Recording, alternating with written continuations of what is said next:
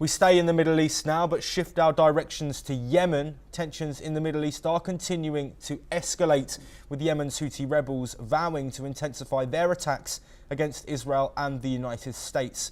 This comes after deadly US airstrikes on the Ras Issa oil port in Yemen that killed at least 80 people and injured 170 others, according to Houthi health officials. The US says the strikes were aimed at crippling the Houthis' economic power by targeting fuel infrastructure used to fund their operations. But the group responded with a stern warning. They vowed to continue their support for Palestinians until the war in Gaza ends. Adding to the turmoil, the Houthis claimed responsibility for shooting down another US MQ-9 Reaper drone. It is the sixth since early March, raising concerns in Washington. Despite billions spent on mounting casualties, analysts say the Houthis' leadership and strike capabilities remain largely intact. The conflict shows no signs of currently slowing down. We now move to Africa, and the violence in Sudan's Darfur region escalates as survivors describe harrowing scenes from an attack on the Zamzam displacement camp by the Rapid Support Forces. At least 300 people were reportedly killed and 400,000 displaced, with reports of executions and arsons during the raid. Survivors recount losing their families and fleeing for safety, while others describe looting, fires and targeted killings in place of refuge like mosques. Let's listen to what some of those survivors have said.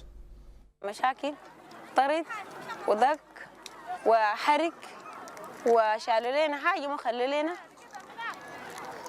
تمينا فترة في هلة مرة، أخذنا لنا شهر برضو في نزاحة. من هلة مرة توالي مشينا سلومة، بعد ما سلومة يلا قعدنا تقريبا شهرين إلا كده. ومن سلومة هناك جونا يلا برضو مشاكل كتير، طرد وضرب وحرق. ما تلانا بحاجة خير شفا والحاجات الأكل الحلل الخفيف. Well, in response, the RSF has denied accusations of atrocities, claiming the camp housed army loyalists. Meanwhile, humanitarian groups warn of dire conditions as displaced people flood into neighbouring Tawila, where medical teams report hundreds of gunshot injuries. The conflict, which began in April of 2023, continues to cause devastation across parts of the region.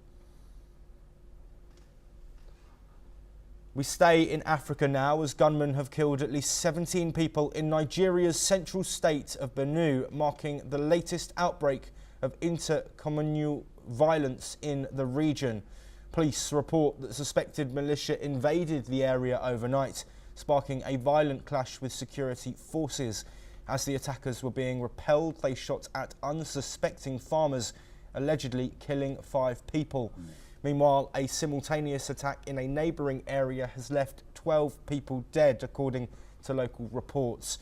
Clashes between nomadic cattle herders and farmers over land use have been common in central Nigeria, and recent attacks in nearby plateau states have claimed over 100 lives. The violence is also taking on ethnic and religious overtones in the region.